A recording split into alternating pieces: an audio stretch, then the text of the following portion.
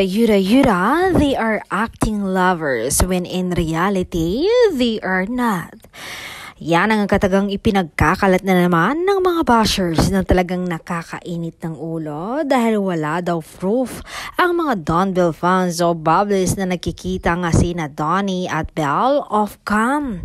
Ilabas nga natin ang mga ayudang iyan mga bubbles.